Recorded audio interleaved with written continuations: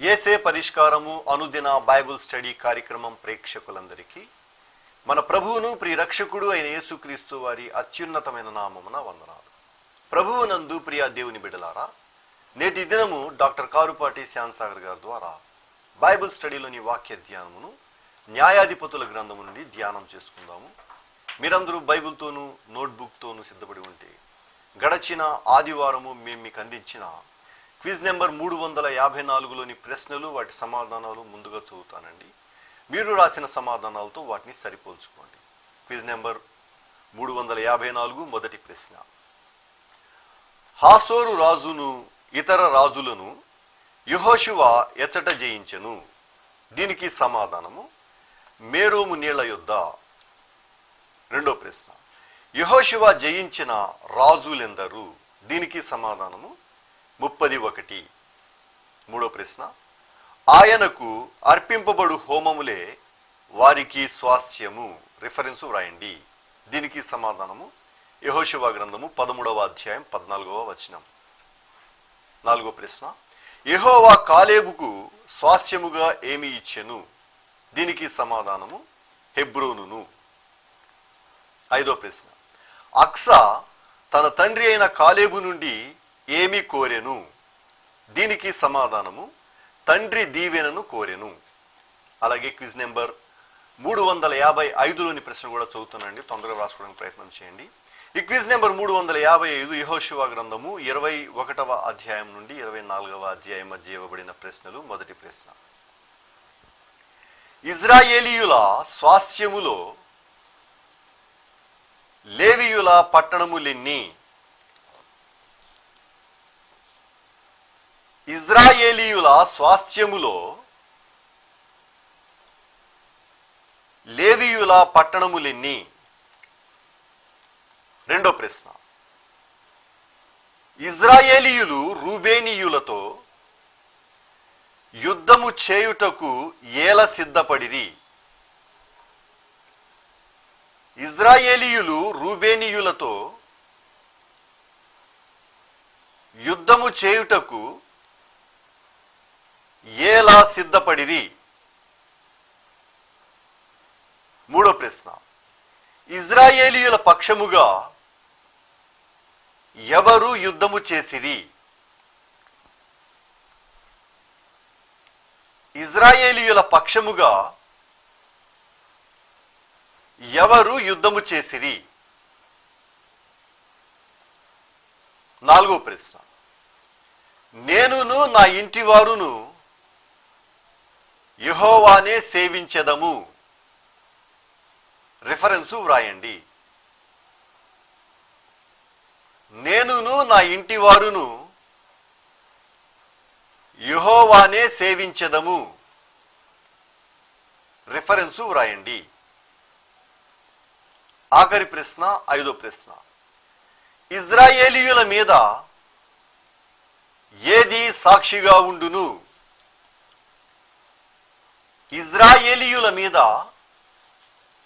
ఏది సాక్షిగా ఉండును?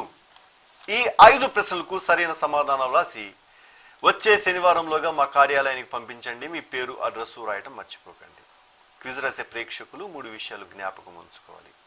మీరు క్విజ్ రాసే పోస్ట్ కార్డు ముందు భాగంలో మీ ప్రార్థన మనవులు రాయాలి. వెనక భాగంలో ఖాళీ ప్రదేశంలో పైన క్విజ్ నెంబరు, క్రింద 5 ప్రశ్నలకు సమాధానాలు రాయాలి. అడ్రస్ విభాగంలో డాక్టర్ కారుపాటి శ్యాన్సాగర్ గారు, యేసే పరిష్కారము, వేదరాజు సినిమా హాల్ వద్ద, పత్తేబాద, ఏలూరు అని వ్రాయటం మర్చిపోకండి. క్విజ్ నెంబర్ 354కు మాకు సమాధానాలు రాసిన వారు ఏలూరు పత్తేబాద నుండి వై సరోజిని, పమ్మి హన్నమ్మ, శాంతినగర్ నుండి ఎం ప్రవీణ్ కుమార్, తంగరాజు, జయరాజు, ఒలివియా, ఎలిజబెత్, కొండగూడెం నుండి ఎం మేరీ రత్నకుమారి, నాగన్నగూడెం నుండి తనగాల రమాదేవి, జుజ్జవరపు రాజమణి, ఏఆర్ లైన్స్ నుండి వి శిఖామణి, జి అనీషా, ఆర్ఆర్పేట నుండి ఆర్ నవనీతం, డి ఆంధ్రేయ, సుకుమారి. మీ అందరికీ యేసే పరిష్కారం కార్యాలయం తరపు ధన్యవాదాలు తెలియజేసుకుంటూ ఉన్నామండి. మీరందరూ సిద్ధపడి ఉంటే డాక్టర్ కారుపాటి శ్యాన్సాగర్ గారు ప్రార్థన చేసి ఈ దినపు వాక్య పరిచర్య చేస్తారు. ప్రభువునందు ప్రియ దేవుని బిడ్డలారా, ఈ రాత్రికాలపు వాక్య భాగం కొరకు ట్రాన్స్మిషన్ పార్ట్ సహకారం అందిస్తున్న కుటుంబం ఏపిగుంట వాస్తవ్యులు యారిచర్ల వీరరాజు గారు, కృష్ణవేణి దంపతులు. వీరి కుమార్తెలు శృతి, స్వాతి సహకారాన్ని ఇస్తున్నారు. వీరరాజు గారికి, కృష్ణవేణి గారికి, శృతి, స్వాతి గారులకు ప్రత్యేక కృతజ్ఞతలు ప్రభు నామంలో తెలియజేస్తున్నారు.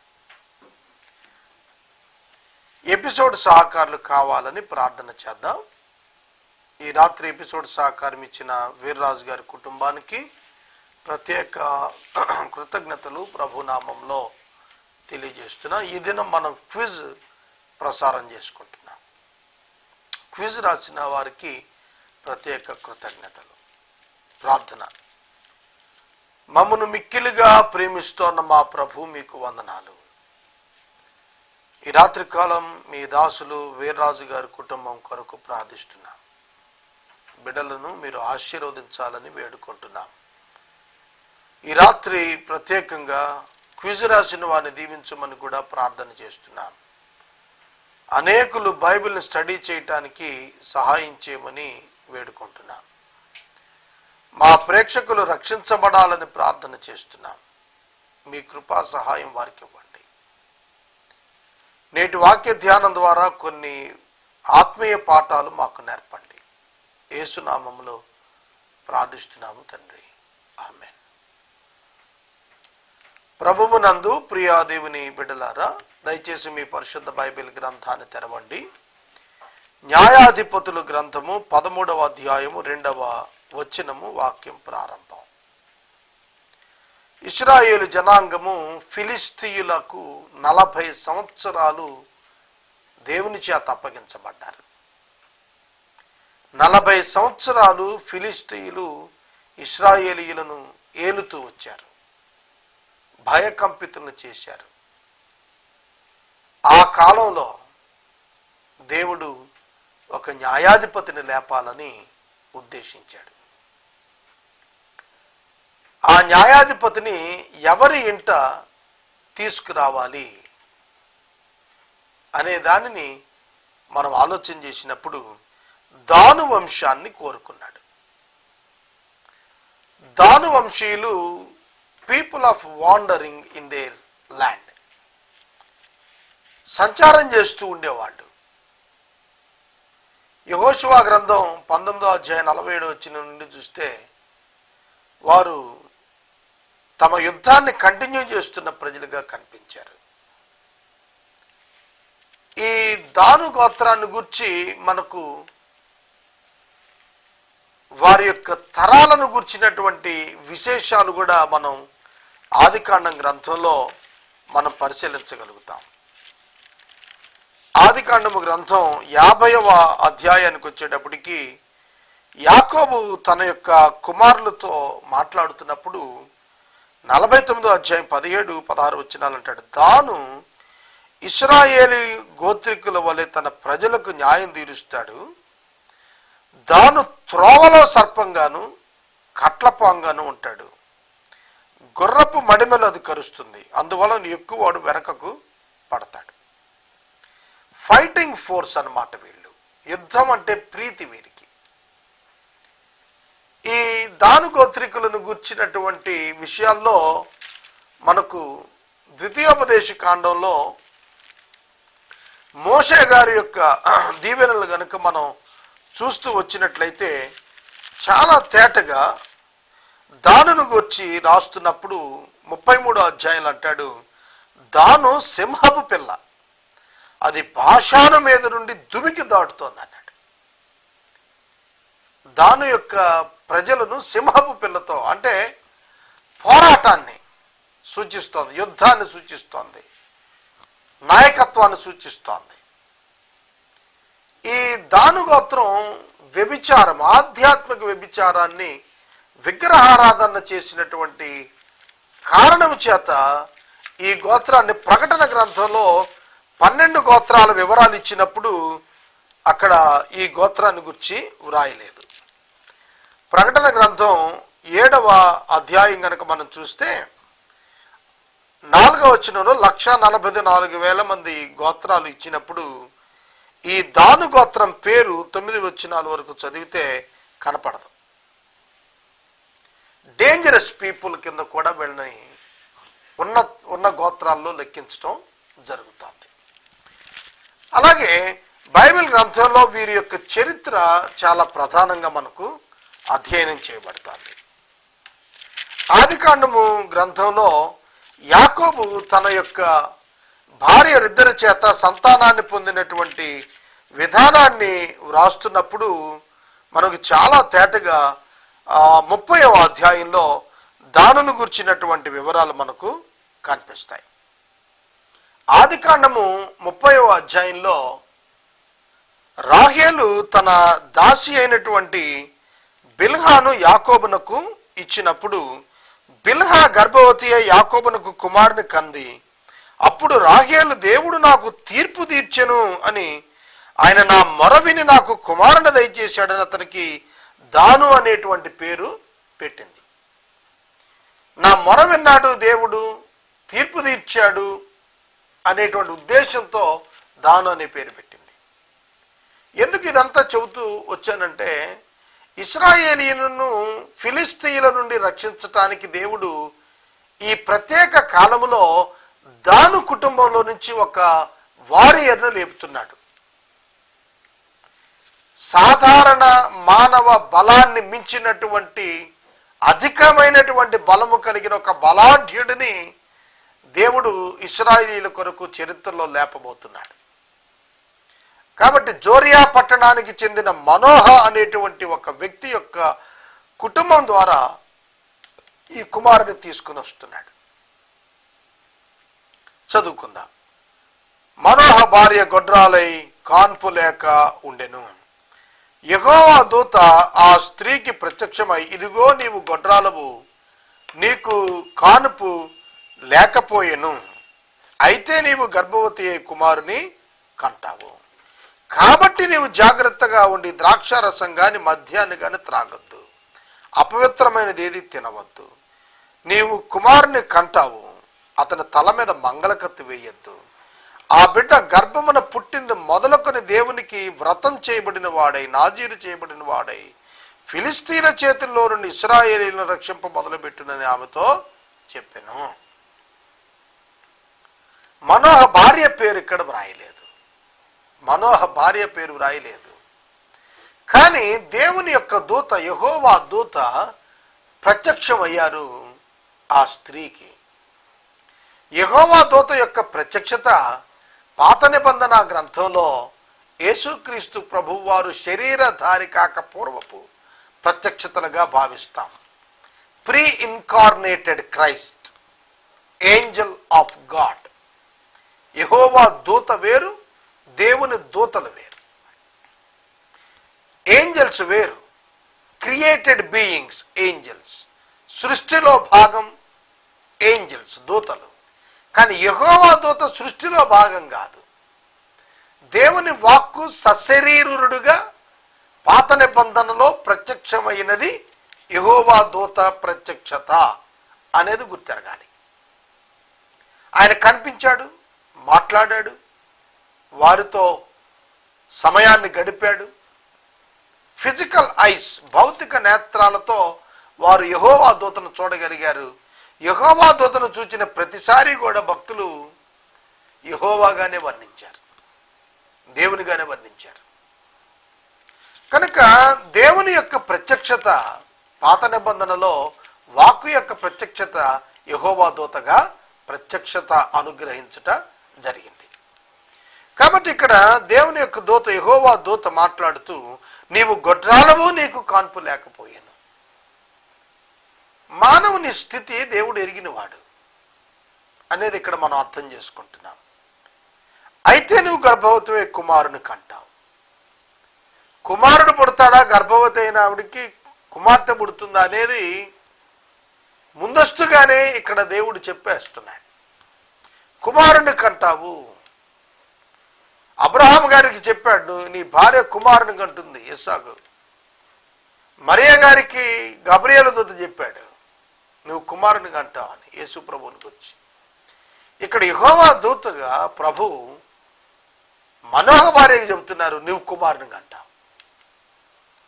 ఎందుకు అందుకు కుమారుణ్ణి దేవుడు ఇవ్వటానికి ఆయన వచ్చాడు. ఆ కాలంలో చాలా మంది కుమారులను కన్నారే, కానీ వారి దగ్గరికి దేవుని దూత వెళ్ళలేదు. యెహోవా దూత మనోహ ఇంటికి వచ్చి మనోహ యొక్క భార్యతో మాట్లాడుతున్నాడు.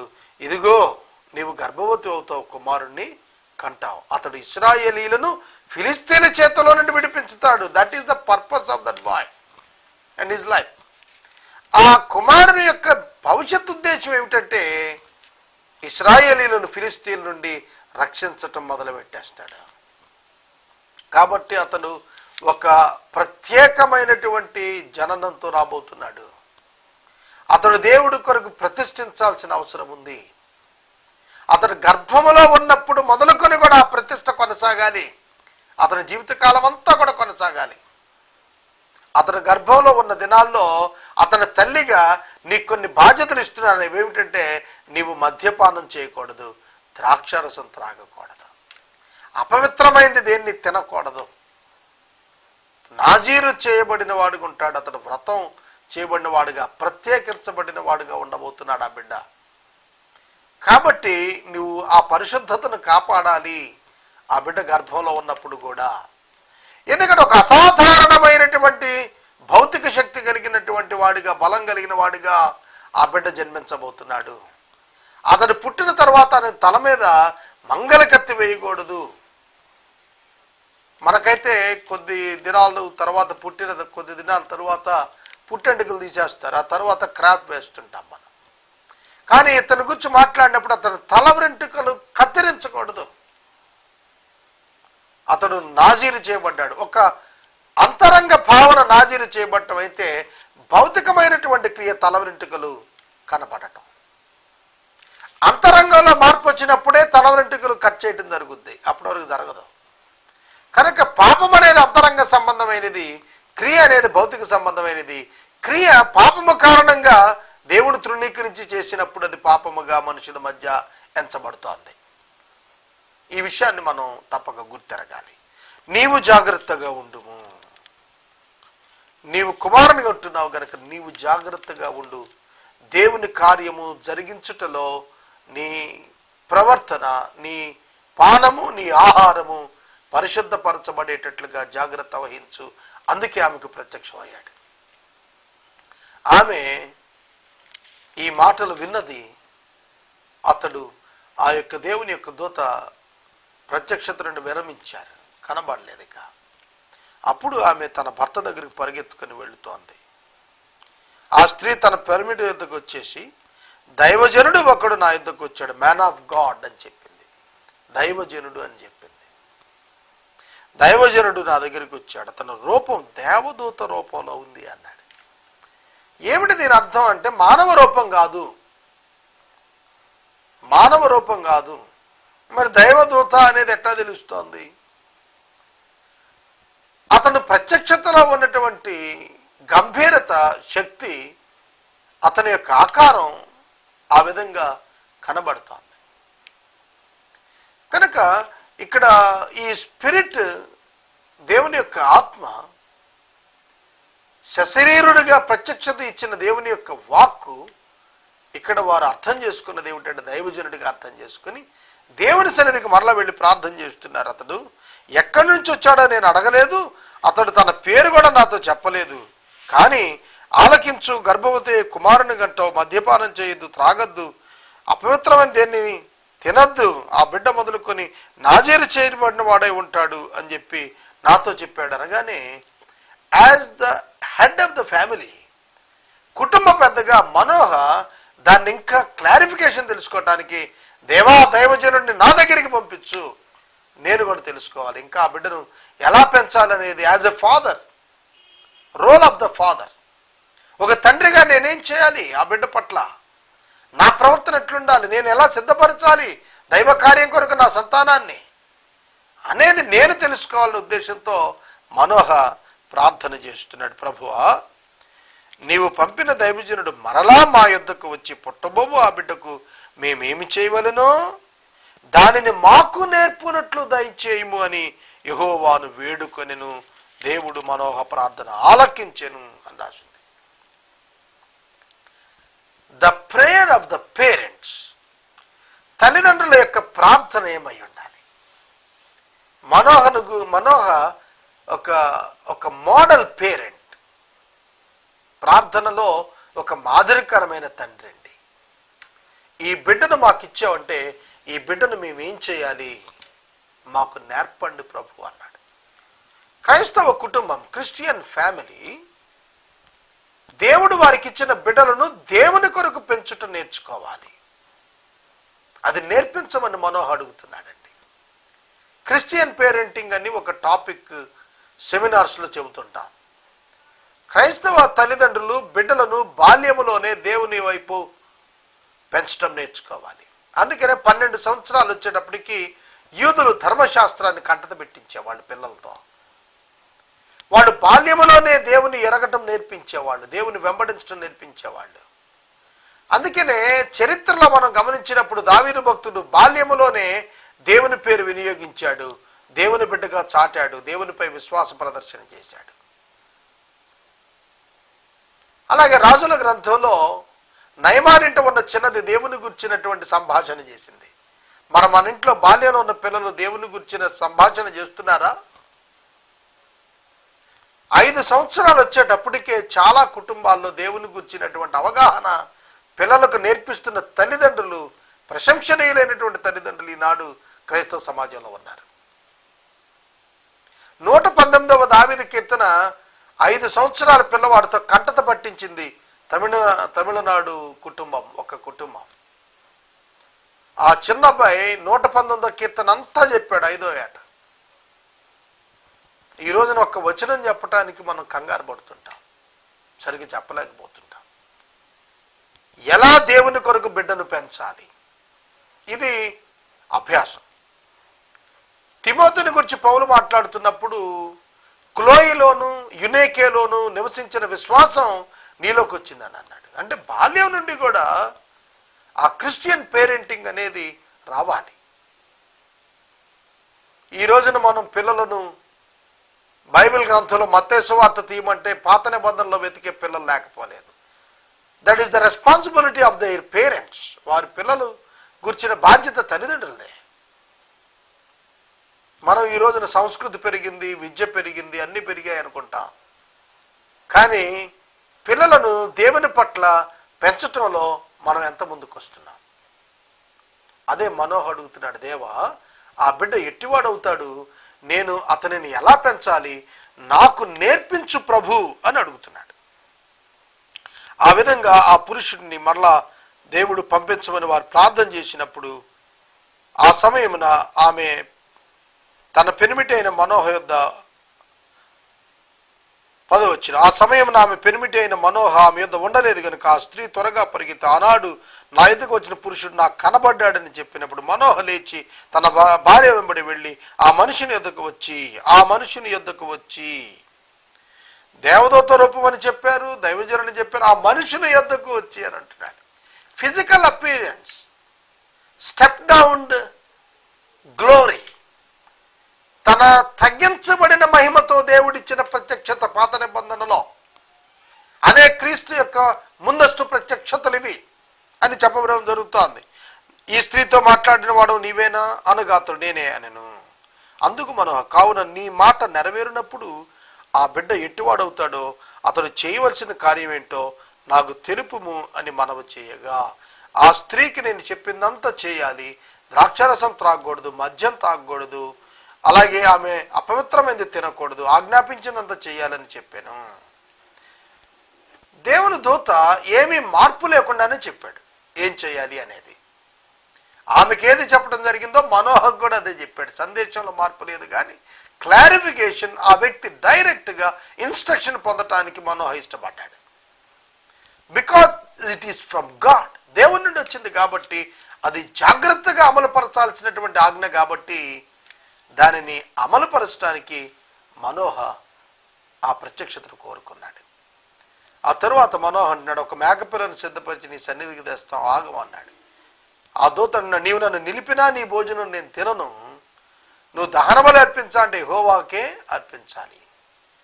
ఈ ప్రత్యక్షతలలో ఆయన బలిని ఆయన పేరిట ఇవ్వటానికి ఆయన ఒప్పుకోలేదు. యెహోవా పేరిటే బలి ఇమ్మన్నాడు. కాబట్టి వారి మధ్యన ఒక అద్భుత కార్యం చేశాడు. పేరు అడిగారు, వారు పేరు చెప్పడానికి ఇష్టపడలేదు. సాధారణంగా ఇశ్రాయేలీల్లో పేరు చెప్పటం అనేటువంటిది అతన్ని కంట్రోల్ చేసేటువంటి విధానాన్ని కూడా చెప్పటానికి సూచిస్తోంది. కనుక పేరు చెప్పటం అనేది అక్కడ జరగలేదు. యెహోవా దూత తన పేరు చెప్పలేదు. నా పేరు ఎందుకు అడిగావు, అది చెప్పటానికి వీలు కాదన్నాడు. అనేక విషయాలు దేవుడు మనకు చెప్పటానికి వీలు కాదు, ఎందుకంటే బియాండ్ అవర్ కాంప్రహెండ్, మనం గ్రహించడానికి మనకు వీలు కాదు. కొన్ని మనం అంగీకరించలేనటువంటి సత్యాలు ఉంటాయి కనుక వాటిని మనకు దేవుడు రివీల్ చేయడు. ద్వితీయోపదేశకాండం 29:29లో రహస్యాలు దేవునికే చెందినవి అని అన్నాడు. కొన్ని విషయాలు దేవుడు బయలుపరచడు, ఎందుకంటే వాటిని మనం గ్రహించలేము. గ్రహించి వాటిని అమలుపరచడానికి మనం అంగీకరించలేని విషయాలు ఉంటాయి, అందుకే దేవుడు వాటిని బయలుపరచడు. ఇక్కడ కూడా అదే చెబుతున్నాడు, నా పేరు చెప్పడానికి శక్యము కాదు అని. అంతట మనోహవ నైవేద్యముగా ఒక దహనముగా నైవేద్యముగా ఒక మేకపిల్లను తీసుకుని రాతి మీద యెహోవాకు అర్పించగా మనోహ అతని భార్య చూస్తుండగా దూత ఒక ఆశ్చర్యకార్యం చేశాడు. ఎట్లనగా జ్వాలలు బలిపీఠం మీద నుండి ఆకాశముకు లేస్తుండగా యెహోవా దూత బలిపీఠం మీద నా జ్వాలలలో పరలోకానికి ఆరోహణం అయిపోయాడు. మనోహ అతని భార్య అది చూసి నేలను సాగిలపడిరి. రేపటి దినం మరలా నేను ఈ వచనాలు నేను ఎక్స్ప్లెయిన్ చేస్తాను. 18వ వచనం నుండి. ఈ రాత్రి ఎపిసోడ్కు సహకారం ఇచ్చినటువంటి కుటుంబము ఏపీ గుంట వాస్తవ్యులు యారిచర్ల వీర్రాజు గారు, కృష్ణవేణి గారు, శృతి స్వాతి గారు ట్రాన్స్మిషన్ సహకారం ఇచ్చారు. ఈ కుటుంబాన్ని ప్రభువు దీవించినట్లుగా ప్రార్థన చేద్దాం. రేపటి నుండి ఎపిసోడ్ సహకారాలు కావాలి. అదేవిధంగా పవర్ కట్ నుండి ప్రోగ్రామ్ సేవ్ అయ్యేటట్లుగా ప్రభు సహాయం చేసేట్లుగా ప్రార్థన చేద్దాం. మనము ఇంతవరకు డాక్టర్ కారుపాటి శ్యాంసాగర్ గారి ద్వారా ఏసే పరిష్కారం బైబుల్ స్టడీలోని వాక్య ధ్యానమును న్యాయాధిపతుల గ్రంథం నుండి ధ్యానం చేసుకున్నాం. ఈ కార్యక్రమం ద్వారా మీరు పొందుకొనుచున్న ఆత్మీయ మేలులు ఒక ఉత్తరం ద్వారా మాకు తెలియచేయండి. మీ ప్రార్థనా మనవులు మాకు తెలియచేస్తే ఏసే పరిష్కారం కార్యాలయంలో ఏర్పాటు చేసిన ప్రత్యేక ప్రార్థనా శిబిరంలో మీ కొరకు ప్రార్థిస్తాం. మీ కుటుంబ పక్షముగా ఒక ఎపిసోడ్ ప్రసారం చేయాలనుకున్నారు మాకు తెలియచేస్తే మా సిబ్బంది మీ గృహాలను దర్శిస్తుంది. క్విజ్ నెంబర్ 355లోని ప్రశ్నలు మరోసారి చదువుతున్నాండి, తొందరగా రాసుకోవడం ప్రయత్నం చేయండి. ఈ క్విజ్ నెంబర్ 355 యెహోషువ గ్రంథము 21వ అధ్యాయం నుండి 24వ అధ్యాయం మధ్య ఇవ్వబడిన ప్రశ్నలు. మొదటి ప్రశ్న, ఇజ్రాయేలీయులు స్వాస్థ్యములో లేవీయుల పట్టణములెన్ని?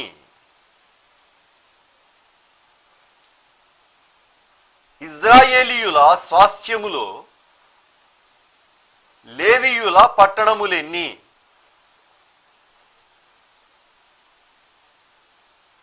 ఇజ్రాయేలీయులు రూబేనీయులతో యుద్ధము చేయుటకు ఎలా సిద్ధపడిరి?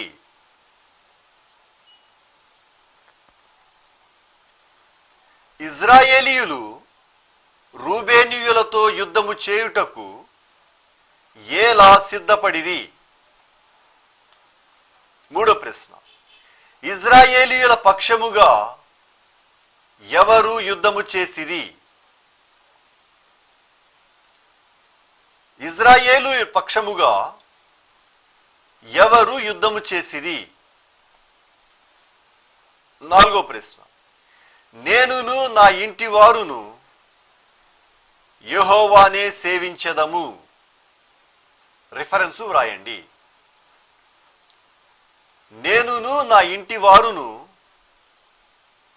యెహోవానే సేవించెదము. రిఫరెన్సు వ్రాయండి. ఆఖరి ప్రశ్న, ఐదో ప్రశ్న, ఇజ్రాయేలీయుల మీద ఏది సాక్షిగా ఉండును? ఇజ్రాయేలీయుల మీద ఏది సాక్షిగా ఉండును? ఈ 5 ప్రశ్నలకు సరైన సమాధానాలు రాసి వచ్చే శనివారంలోగా మా కార్యాలయానికి పంపించండి. మీ పేరు, అడ్రస్సు రాయటం మర్చిపోకండి. ముగింపు ప్రార్థన ఆశీర్వాదాలతో ఈ కార్యక్రమాన్ని ముగించుకుందాం. ప్రార్థన చేసుకుందాం. తల్ల వంచండి. పరిశుద్ధుడా మీకు స్తోత్రం. వీర్రాజు గారి కుటుంబాన్ని దీవించమని ప్రార్థిస్తున్నాం. నూతన ఎపిసోడ్ సహకారాలు పంపండి.